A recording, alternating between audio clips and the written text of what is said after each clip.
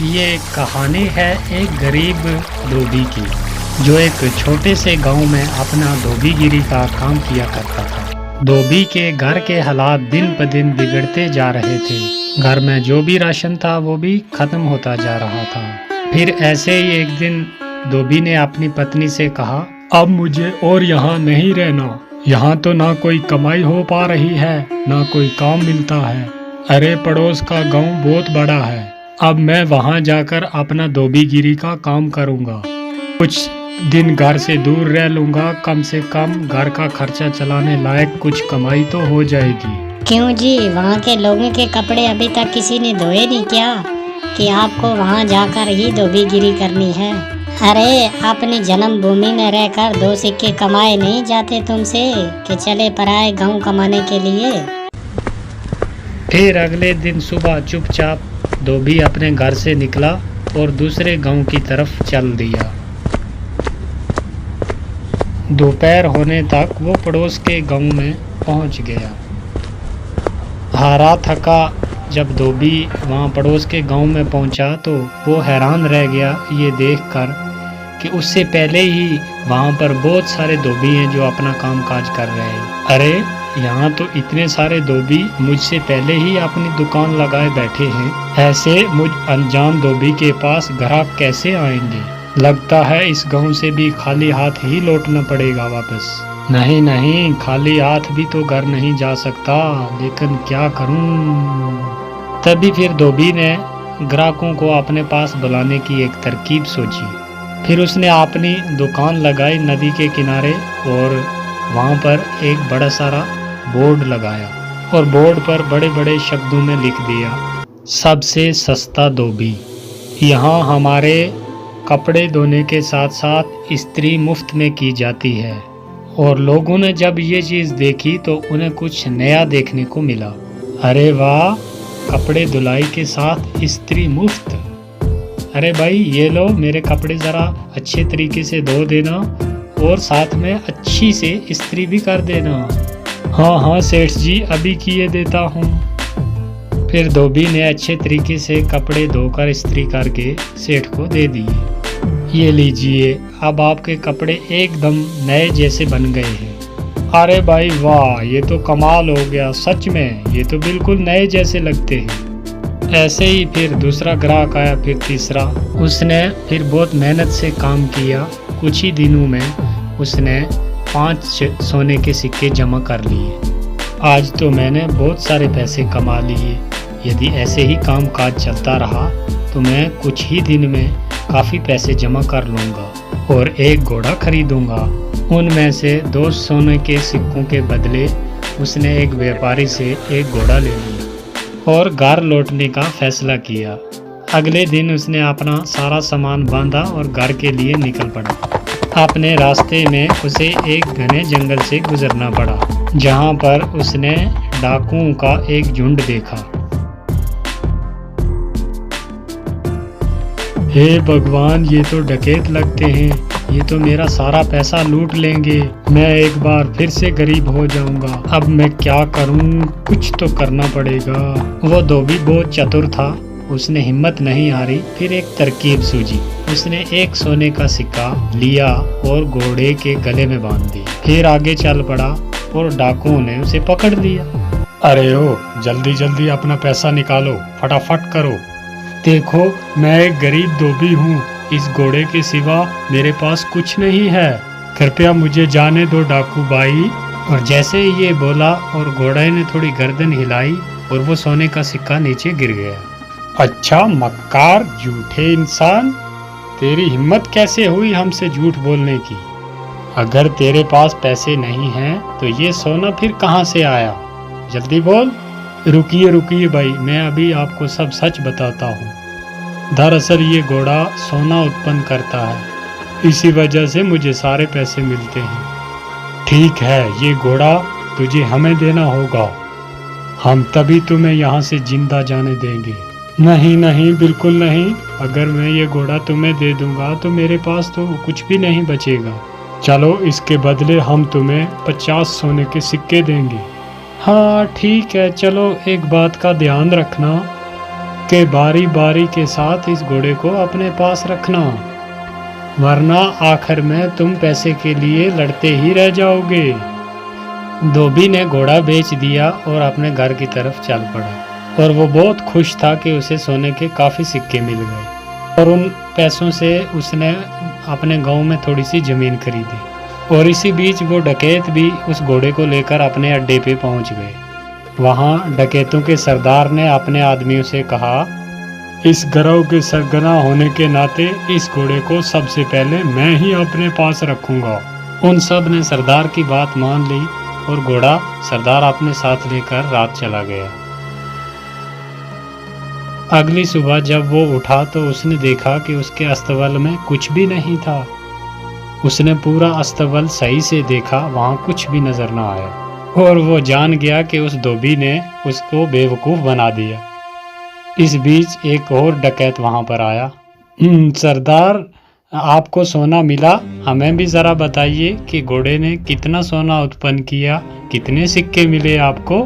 तुम खुद ही पता लगा लोगे जब ये घोड़ा आज रात तुम्हारे पास रहेगा, ठीक है?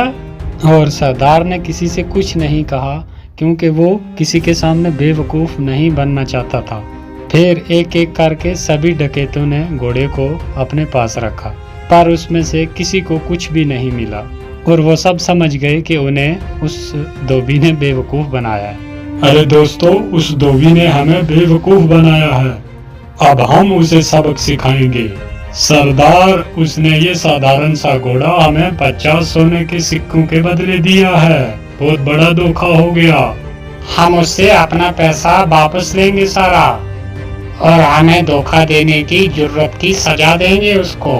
हाँ, चलो चलो। फिर वो सब उस धोबी की घर की तरफ निकल पड़े, और धोबी ने उन सब को अपने घर की तरफ आते हुए देख लिया। फिर धोबी अपने घर गया जल्दी जल्दी और अपनी पत्नी से बोला, मेरी बात ध्यान से सुनो, अभी डकैतों का झुंड एक यहाँ पर आएगा। जब वो मेरे बारे में पूछे तो उनसे कहना कि मैं घर पे नहीं हूँ, खेतों में काम कर रहा हूँ। ये बोलकर वो अपने घर के पीछे छुप गया। कुछ देर के बाद वो डकैत वहां आ पहुंचे। वो धोबी कहाँ है? हम उससे बात करना चाहते हैं, जल्दी बुलाओ उसे। वो तो अपने खेत में गए हुए हैं काम करने के लिए। रुको, मैं अपनी बकरी को भेजती हूँ उन्हें बुलाने के लिए। शीली, जरा जाओ तो अपने मालिक को बुला कर लाओ, उसे बोलो कि घर पे कोई आया हुआ है, तुमसे बात करना चाहता है। ये सब क्या है? क्या सचमुच ये बकरी तुम्हारे पति को यहाँ ले आएगी? जरूर, ये हर बात समझती है। मुझे जब भी बुलावा भेजना होता है तो मैं इसे ही भेजती हूँ, और ये फौरन बुला कर ले आती है। डकैत धोबी की पत्नी से बात कर रहे थे, तभी वहां पर धोबी आन पहुंचा। ओह डकैत भाई, आप आए हैं। मेरी बकरी ने मुझे बताया कि आप मुझसे कोई बात करना चाहते हैं।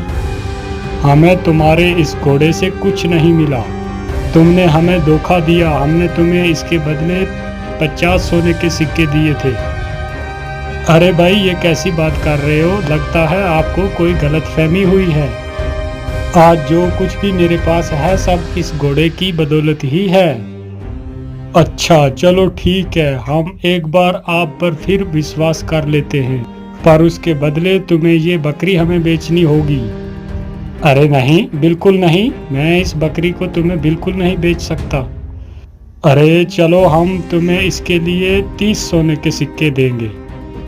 थोड़ा इनकार करने के बाद धोबी सहमत हो गया बकरी बेचने के लिए, और वो लेकर जब उस बकरी को अपने अड्डे पर पहुंचे, और उनके सरदार ने कहा कि कुछ दिन इस बकरी को सबसे पहले मैं ही अपने पास रखता हूँ। मुझे जब भी आप में से किसी की ज़रूरत पड़ेगी तो मैं इस बकरी को बेचकर बुला लूँगा। सरदार ने जब ये बात बोली तो सारे अपने अपने अड्डे पे चले गए, और तभी वहाँ सरदार ने अपने बेटे को बुलाया। बेटा साहब, मैं काम पे जा रहा हूँ, अगर मेरी ज़रूरत पड़ी तो इस बकरी को भेज देना, मुझे ये बुलाकर ले आएगी। ठीक है पिताजी, जैसे आप बोले। फिर कुछ देर बाद एक डकैत को अपने सरदार से कुछ काम आन पड़ा, तो उसने बोला कि ज़रा सरदार को बुलाओ, और लड़के ने उस बकरी को भेज दिया। और सरदार के बेटे ने उस बकरी को अपने पिता को बुलाने के लिए भेज दिया और वो बकरी वहाँ से निकली और बजाय सरदार के पास पहुँचने के सीधा धोबी के घर पे आ गई। जब सरदार घर वापस आया तो उसने देखा कि वहाँ पर बकरी तो है ही नहीं और वो ये बात जान गया कि बकरी जरूर अपने मालिक के पास गई होगी और वो फिर अकेला उस धोबी के घर गया। सुनो, क्या वो बकरी तुम्हारे पास आई हुई है? हाँ हाँ, वो यहाँ आई हुई है। मेरे ख्याल से उसे जरूर मेरी याद आ रही होगी, तो मैं समझता हूँ कि कुछ दिन बाद ये आपको अपना मालिक स्वीकार कर लेगी। आप उसे थोड़ा सा समय दीजिए, अंत में ये आपको ही अपना मालिक मानेगी। सरदार उस बकरी को वापस ले गया और अगले दिन अपने एक साथी को दे दिया और साथी के साथ भी वही हुआ जो सरदार के साथ हुआ। वो बकरी भागी वहाँ से और सीधी धोबी के घर आ गई और सब ने जान लिया कि उस धोबी ने एक बार उन सब को बेवकूफ़ बनाया है। इस बार हम बेवकूफ़ नहीं बनेंगे, इस बार मैं इस धोबी को सबक सिखाऊंगा अच्छे से। इस बार सारे डकैत जो थे वो फिर धोबी के घर पहुंचे और उन्होंने धोबी की एक ना मानी और उसे एक बोरे में बंद किया और लेकर चल दिए उसे सबक सिखाने के लिए। धोबी चुपचाप बोरे में पड़ा रहा। फिर वो एक जंगल से गुजर रहे थे तो उन्हें भूख प्यास बहुत लग गई। तो एक ने बोला, सरदार भूख बहुत लग गई है, तो मैं सोचता हूँ कि इस जंगल में से कुछ फल ढूंढकर खा लें फिर चलते हैं। तो सरदार ने सुनकर भी उनकी बात और वो भी सहमत हो गया और वो बोरा एक जगह रखकर जंगल में फल ढूंढने के लिए चले गए। बकरी चराने वाला एक वहाँ से गुजर रहा था, तो जब उस धोबी के कानों में बकरियों की आवाज़ पड़ी तो उसने ज़ोर ज़ोर से चिल्लाना शुरू कर दिया, मैं ऐसा नहीं करूँगा, मैं ऐसा बिल्कुल नहीं करूँगा, छोड़ दो मुझे, छोड़ दो, जाने दो मुझे, जाने दो, मैं नहीं कर सकता। बकरी के मालिक ने उसकी आवाज़ सुनी और वो उसके पास आया और आकर बोला, अरे रुको रुको, कौन हो तुम और तुम क्या नहीं करोगे? किसने तुम्हें इस बोरे में डाला? भाई क्या बताऊं, ये मेरी शादी ज़बरदस्ती एक ज़िम्मेदार की बेटी से करवाना चाहते हैं और मैं शादी बिल्कुल नहीं करना चाहता। क्यों भाई, तुम कोई पागल हो क्या? अगर तुम्हारी जगह मैं होता तो मैं यकीनन फौरन उस ज़िम्मेदार की बेटी से शादी करता। अगर ऐसी बात है तो आओ, तुम्हें मैं इस बोरे में डाल देता हूँ और तुम जाकर उसकी लड़की से शादी कर लो। सचमुच? हाँ हाँ भाई, बिल्कुल सच। लेकिन पहले मुझे बाहर तो निकालो भाई। बकरियों के मालिक ने उसको बाहर निकाला और खुद उस बोरे में चला गया और धोबी ने उसे बांध दिया और उसकी बकरियों को लेकर वापस चला आया। वो डकैत वापस आए जब तो उन्होंने वो बोरा उठाया और लेकर चल दिए और जाकर एक नदी में फेंक दिया। नदी में फेंक कर वो वापस आ रहे थे, उन्होंने धोबी को बकरियों के साथ देखा और वो हैरान रह गए। अरे तुम यहाँ क्या कर रहे हो? यहाँ कैसे पहुँचे तुम? डकैत भाई, उस नदी के नीचे एक जादुई स्थान था और वहाँ पर बहुत सारा सोना है और मैंने थोड़ा सा उठाया और जिसकी कुछ ये बकरियाँ खरीदी और अपने घर जा रहा हूँ। अच्छा, अगर ये बात है तो चलो हमारे साथ और हमें वो तरीका बताओ सोना निकालने का। ठीक है डकैत भाई, जैसे आप बोलते हैं मैं चलने के लिए तैयार हूँ। फिर वो जब नदी के पास पहुँचे तो उस धोबी ने उनसे कहा, देखो भाई, गलती कोई भी मत करना। एक आदमी इसमें छलांग लगाएगा, जब वो हाथ हिलाएगा तो उसके बाद दूसरा, फिर तीसरा, ऐसे तुम सब जाना और एक बार सारा सोना इकट्ठा करके लेके बाहर आ जाना। फिर उन्होंने ऐसा ही किया, बारी बारी से एक एक नदी में कूदा और सब के सब डूब के मर गए और वो धोबी अपने घर आराम से रहने लगा। और एक बार फिर धोबी ने अपनी चतुराई से अपनी जान बचा ली। Hope you like the video. Thank you for watching. Bye bye.